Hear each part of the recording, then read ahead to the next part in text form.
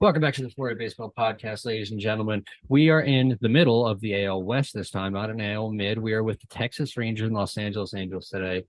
Two really big offseason spenders and a huge offseason for the Angels in the past couple of weeks with the World Baseball Classic.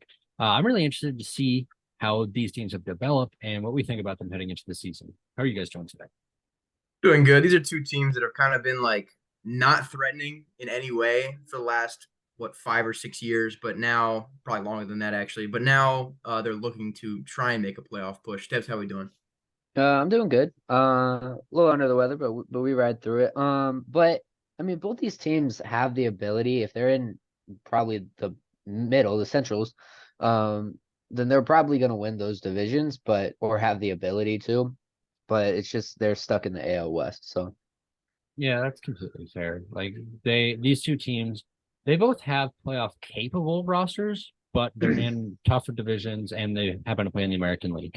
That's two stones that are pretty difficult to overcome.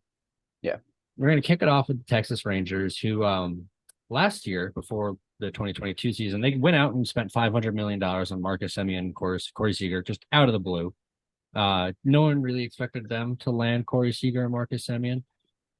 With that, though, they are kind of playing for this offseason, get the foundation, and then build on top of it. Because last year they went 68 and 94. That's not good. Martin Perez was good, and everyone outside of Adolis Garcia plus Semien and Seager was pretty underwhelming. Yeah, I mean Nathaniel Lowe was good. Did you say Yeah, that? And I forgot to say that, but yeah, I mean Jonah Heim is not like like a bottom catcher. I think he has the potential to break out. I'll probably mention that later, but I like the foundation of this team. I feel like we can't really grade this rebuild until really next year. I don't know what the timetable is for this team, but this reverse rebuild, we've talked about it a million times. I'm not sure when the timeline for competing begins. It might be this year, but I think it's really going to be next season in 2024. I think they've just been building one off season onto another. So last off season they went out, they got these two guys. This they went after some more pitching heavy, and then maybe next off season, or I think next season it'll really kind of kick off when their young prospects kind of do come up. I think there's a lot to be said about their prospects. We'll talk about some of them later, but the ones that we're not going to talk about, Jack Leiter and Kumar Rocker, they went big on them the past two drafts, first round picks both times. Right now, Rocker's not even a ranked prospect. Jack Leiter is literally the second to lowest ranked prospect via Fangraphs, right above Robert Hassel. And sorry, I just thought I'd throw that in there. But Jack Leiter hasn't looked like himself. It kind of looks like Vanderbilt's TrackMan was a little bit juiced. So the Rangers really need him to, develop if they want this rebuild to be something. Moving on with the rebuild steps, walk us through this offseason. So they did lose two guys. They lost Cole Calhoun and Matt Moore. But they got in a lot of they signed a lot of pieces. They got Jake Odorizzi from Atlanta for Colby Allard. They re-signed Martin Perez with a qualifying offer. Signed Jacob DeGrom to a 5-year, $185 million deal. Signed Andrew Heaney to a 2-year deal with an opt-out after 1 year. Nathan Eovaldi to a 2-year deal. And Robbie Grossman to a 1-year deal up to $5 million and incentives as a $2 million as a base. And then went out and signed Will Smith to wrap up the year at 1 year, $1.5 million. So again, like I said, they went out and were a little more pitching heavy this offseason after getting the two foundational pieces in their middle infield last offseason. It's okay. Like obviously, like the big grab was Jacob DeGrom, which when he's healthy is fantastic. But as every single thing this offseason has pointed out, it's when he's healthy. Yeah, I mean, last year I remember reading a stat that was like this team lost the most games by one run in like the history of baseball. So I mean, that 68-94 record doesn't really reflect how close they were. I mean, Yeah. They're a more like a couple of 75 win team last year. yeah, a couple things flip around and you get a lot more lucky. That's definitely a different look team. It's interesting. They address the pitching, so maybe that offense will not lose by one run every time. You Hmm. know? I mean, you'd certainly hope if you're a Rangers fan. I don't think they addressed the offense, though. It it still isn't. There's not that big of a thump past the first four, maybe five in that lineup, and it's concerning in all honesty. I mean, you had a couple down seasons in like total. I mean, Simeon had a down season, Seager had a down season. Brad Miller had a down season. I mean, Brad Miller wasn't a superstar, but he was pretty good. Last season was a bit of a down year for him.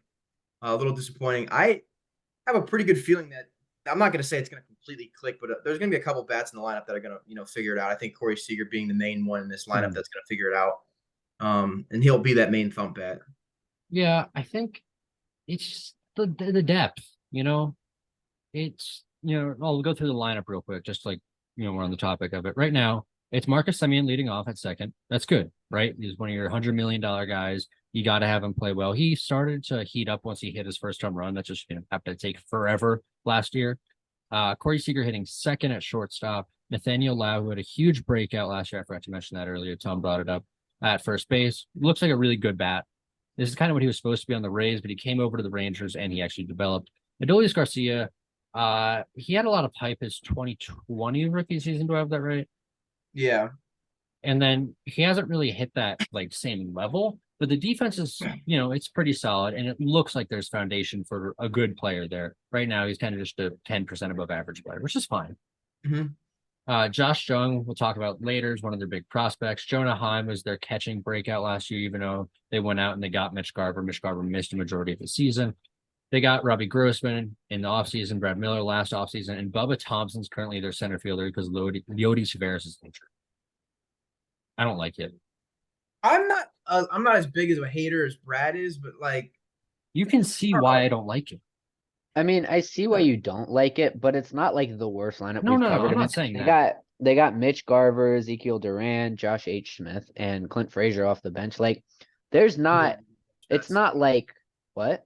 Those are not the best bench bats. They're not. Mitch I'm not saying Garver's that. good. Mitch Garver's I do good. like He's just injured. Yeah. But what I'm trying to say is like, it's not like there's a huge drop off. I feel like there's a lot of depth. Like it's like a bunch of mediocre players after like the top 4 or 5. I think the issue is though, it is, I'll agree. It's not like a straight drop off. It's like it's a gradual decline, Yeah. But not like a good decline. It's more like a steeper decline, but it's not a drop off, There's some lineups where it's just like do do do do. This one's more like a do do do do do. That's a really good demonstration. That was a great demonstration, Brent. I can't argue with it.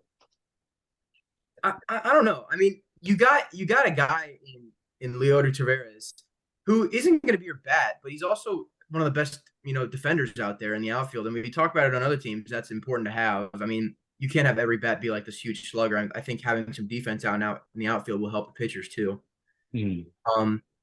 I could see if Brad Miller is struggling as much as he did last season, that Mitch Garver takes over the DH spot. That's definitely a possibility. I think he'll also take some games behind the dish if he's healthy. It's just he's not healthy. Yeah. I don't remember his defense being the best, but, to get Jonah Heim some off days for sure. Yeah, and if you have Mitch Garver, who's like pretty good offensive player, even like the projections have him being a mid 750 or mid 700s OPS type guy. Last year's looking at his catching, he was a completely average framing catcher and a little bit below average block.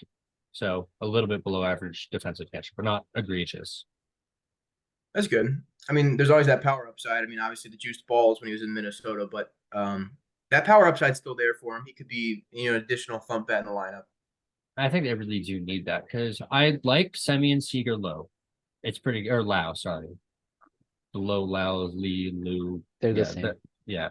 We know you mean it. Actually, Nathaniel Lau is related to Josh Lau, who's a Tampa Bay Ray, the prospect for the Braves. Adolis Garcia last year was kind of like a 320 expected WOBA guy, but everything around it supported that like he could be a lot better. He hits the ball really hard. He's got good range in the outfield. He's quick, so hard hit infield single, shortstop running opposite direction. He can beat those out, steal a couple extra bags there. Josh Jung, I'll go through the prospect profile right now. Like he's a third baseman, and they need a third baseman. He's expected to be the opening day third baseman, and he seems pretty good. He's got a really good track record all the way until he hit a grinding halt in 2022 because it was injury plagued. He got up to the major leagues and he was just lost, swinging out of the zone, uncharacteristic, missing fastballs in the zone, uncharacteristic. And I'm going to give him the benefit of the doubt for right now. Because it's not a good thing if you normally use the opposite field as a right-hander. You should be able to use it. You should have that quirk, but you shouldn't majority be using the opposite field. And that's kind of a red flag. Yeah, I mean, I feel like in an injury season like that, you can't really take too much from it. I think the bigger sample size is, his pretty good run in the minors. So I would trust that over his small stint in the pros. I'm I not going to mean, take too much away from him. it takes some time for some guys to get acclimated to the league, and for that to be interrupted with injuries, it's definitely not helpful to him or to the Rangers organization. So I think, assuming he's healthy this year, this will be a telltale sign to see how he's actually going to perform. And before we started recording, so you said you didn't like him. Was there like a reason for that, or you just not like him? I was just making a joke. Oh, okay, that works. And I mean, there is skepticism. Jonah Heim was solid when he came up last year. His framing is fantastic. His arm is poor. His hitting is not great either. Robbie Grossman's a veteran. Brad Miller, we don't know. Bubba Thompson, we don't know. It's just you have to think about this team relatively as well. Steves brings up the point. They're in the AL West. They're in the American League. Like this team is spending the money as if they're a playoff team. I don't think they've constructed a playoff lineup. Yeah, this is kind of what the Orioles should have done probably.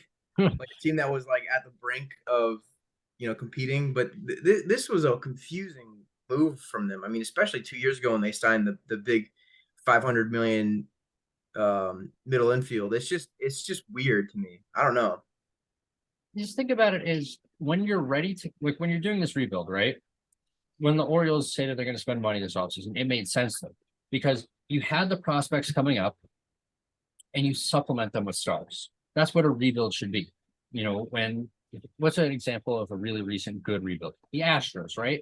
They built up their stars. They brought in Brantley in 2019. They got Carlos Beltran in 2017. They got Justin Verlander in 2017. They supplemented their young talent with stars. They're trying to supplement their stars with young talent. I think. I'm not even sure about that. That's the reverse rebuild that we're Yeah. talking about. Yeah.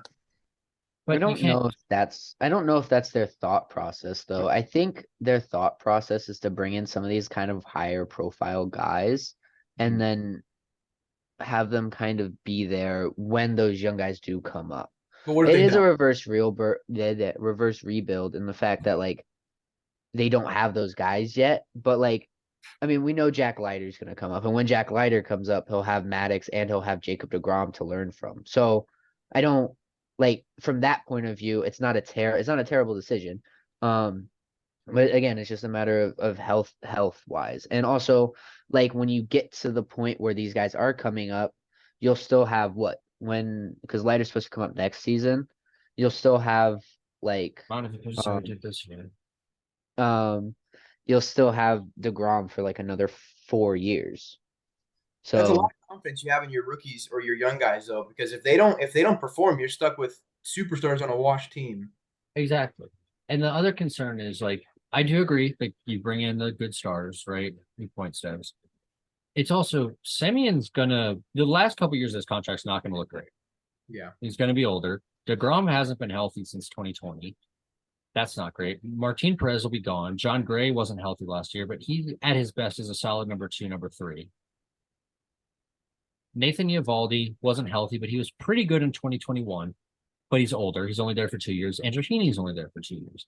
You don't have something solidified to support your stars because give it 2 years' time, and your rotation is a 37-year-old Jacob deGrom, John Gray, I think on the last year of his contract, maybe Kumar Rocker, maybe Jack Leiter, and Dane Dunning, Glenn Otto.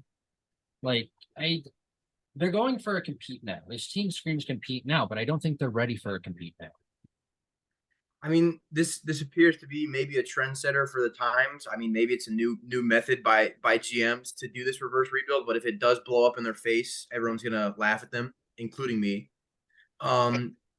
These 2-year deals for kind of like not veteran, but 30-plus-year-old arms aren't the way to do it. I mean, you know what I'm saying? Like signing Andrew Heaney.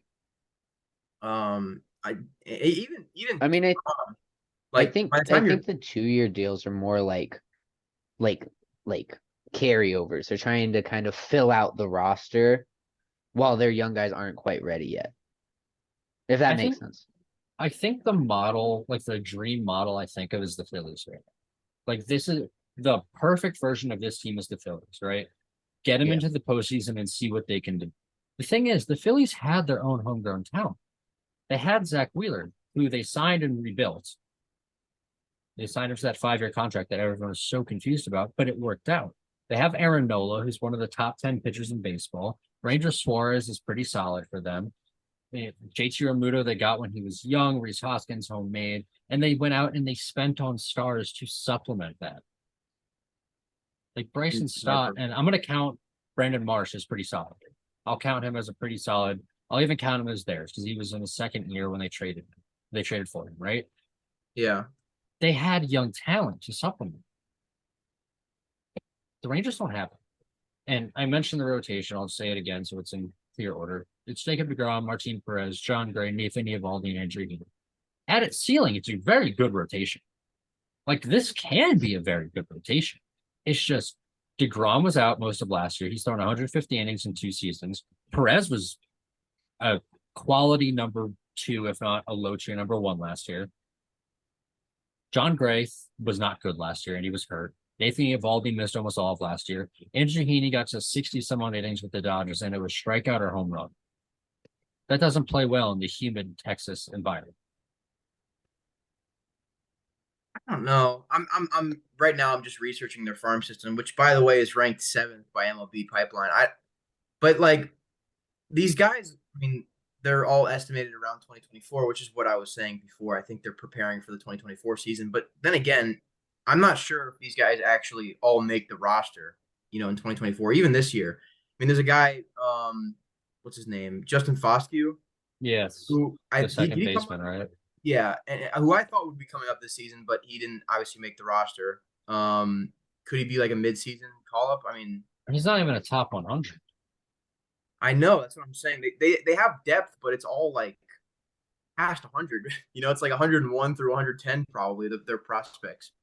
Yeah, and it does look like you did bring up the point. Like on MLB Pipeline, all of their top 5 prospects are 23, 24 ETs. Yeah. But Fangraphs isn't as high on their, prospect system. And I'll weigh both of them equally but it's nice to have an outside view, not an MLB sponsored thing. Yeah. If that makes sense, evaluating prospects. Their bullpen isn't good. It's not bad. Jose Leclerc, pretty solid. Jonathan Hernandez, not familiar with.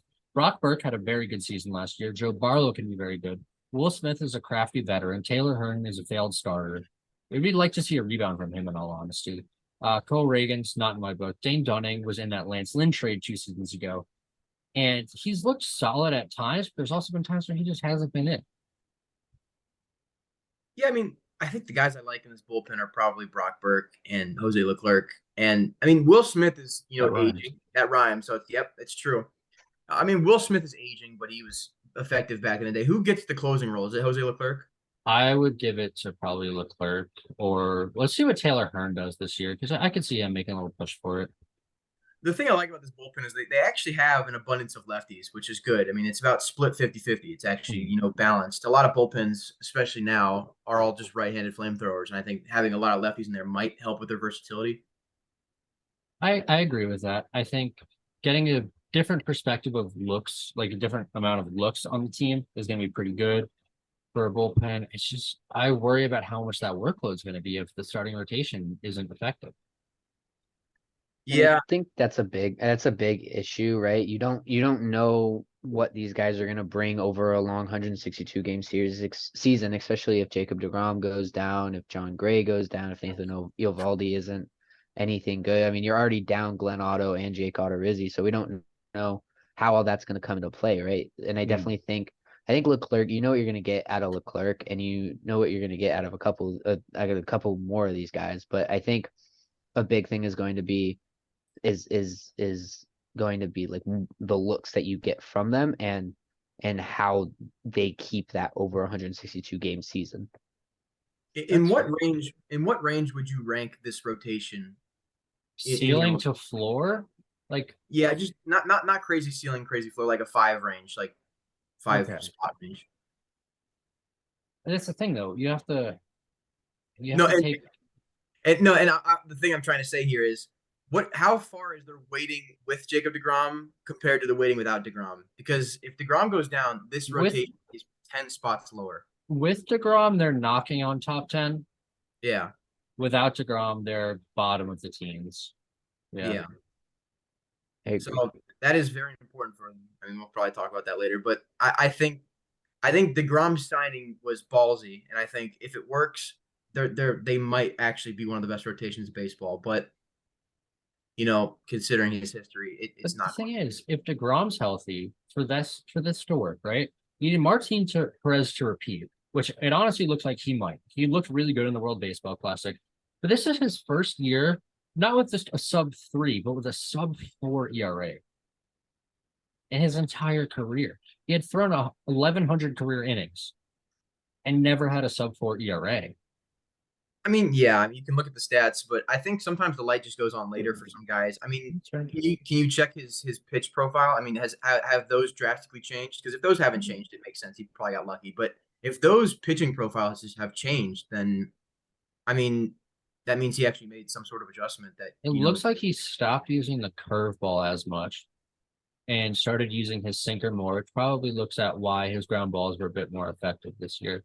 His forcing fastball actually got better. It really just looked like he started throwing more fastball pitches, fastball cutter, sinker, Yeah, and it did help.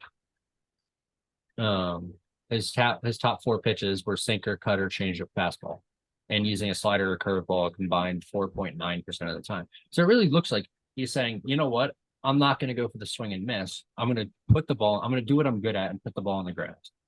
And he did a very good job at it last year.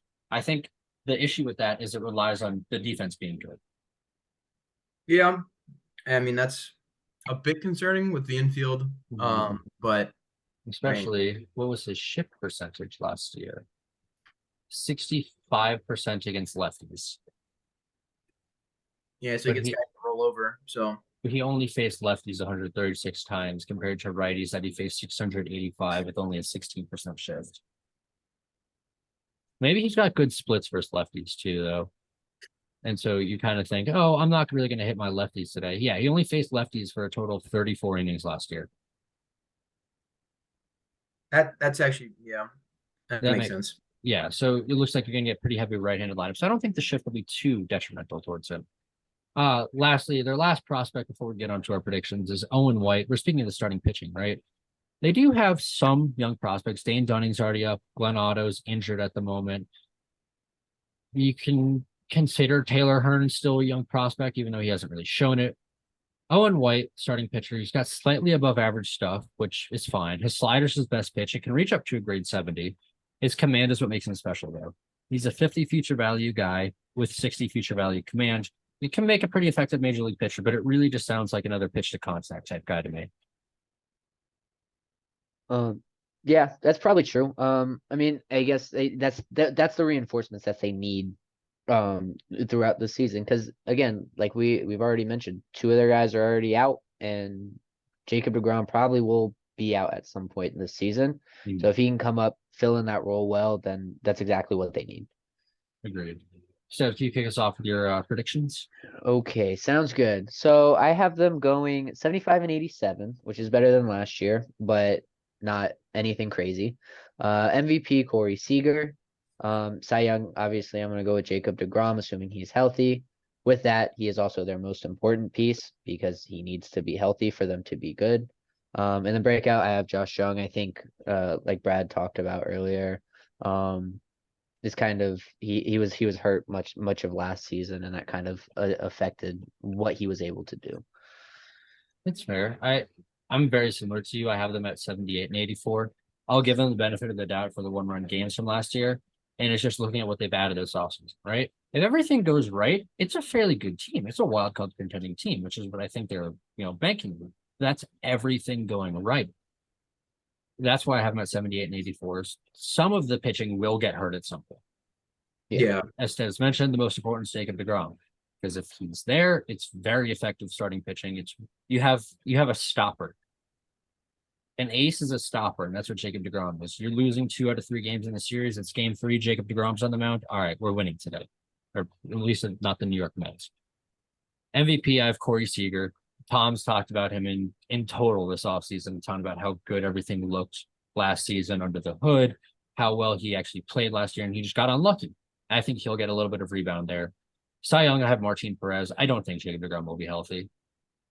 I have no reason to believe he'll be healthy. He's just getting That's fair. older, and he's with a completely new organization. So maybe, you know what, they found the fountain of youth with Mike Maddox as pitching coach, but you don't know. And breakout, Steph mentioned it, Josh. I have the exact same as everyone else. Actually, except for the Cy Young, I actually had Jacob deGrom. I do believe. I don't think. I think he will finish in the Cy Young race if he can finish, if he can throw 130 innings. That's how good he is in those innings he pitches. So I have him as my Cy Young. I have Josh Jung as my breakout. I have him as my. I have deGrom as my most important, and then I have Seager as my MVP. We talked about that a million times. I have the record being 77 and 85. I believe that's between you two. Mhm. I feel like that's a reasonable range. I feel like this team does have a very big volatility. I think their ceiling is more of my record, but flipped, probably 85 and 77 as their ceiling. I'd go higher, in all Yeah. honesty. Really? I would go higher because think about it. If you get a full season from Jacob deGrom, we'll call it full season 130 innings. Yeah, That's super effective. Martin Perez repeats, maybe regresses 10%. That's a very good number 2. John Gray throws 152 innings to a 3.5 ERA, something of that nature, you know? Eovaldi returns. He was just injured last year, and Andrew Heaney isn't awful. That's a pretty good starting rotation that keeps you in games. You have Semien go off, Seager goes off, Lowe goes off, Garcia, bumps up, Josh Jung performs. It's the 6 through 9. If it's good, this team can knock on 90 wins, in all honesty. But is the anchor of that 6 through 9 heavy enough to prevent that? I think it is, just because we've seen some fairly bad, offensive production lineups win a lot of games, like the Rays. This is a better offensive lineup than the Rays. So offensively, solely offensively, not worry about defense, not worry about WAR, just solely offense. This is definitely a better team than the Rays. And when you have a pitching staff that has a high upside, I think their volatility all lies within. Don't look at me like that. Their volatility all lies within their pitching. I think their bats are going to be fine. I'm not like completely banking on it, but I think they'll be all right. They're not better than the Rays. Let's put it out there right No, now. they're not better than the Rays. They're Offensively, I don't think they are either. Yeah. No, that's just not right. That's just not right. We can argue about that off camera, but that is just that's a horrible take. L. I think that's close. I think it's closer than people are gonna say, but I think the Rays take it barely. I will put I don't their know. ceiling at like 88 wins. Yeah, I think that's. I'd about right. say 88 works. And then their floor is probably last year, right? I would almost go worse than last year. Yeah. What was the record last year? 69. 60. I will do 67 and 95. I don't think they're a 100-loss team, so yeah, I agree. That's probably about right. 63 and 99. That might be the biggest. Is that the biggest volatility we've had so far? I think we had I'd have to go through all of them. I don't want to open the documents, but I think this might be. double This back. is definitely top 1, top 2, top something. Yeah. Yeah, no, it's definitely in the top 3. I'm trying to think what other teams would have a bigger one. We can Cubs, recap maybe? that when we do our awards predictions. We can talk about highest volatility Yeah. and lowest volatility. I'm just looking through the names right now. Sorry. It's just actually very intriguing. I'm assuming the Marlins are probably up there. Yeah, I remember that. I don't think we had. Yeah, this might be the biggest one. It Yeah. might be. and it makes sense. This is a team that's like very questionable. Yeah. And it's exactly what they designed. Yeah. So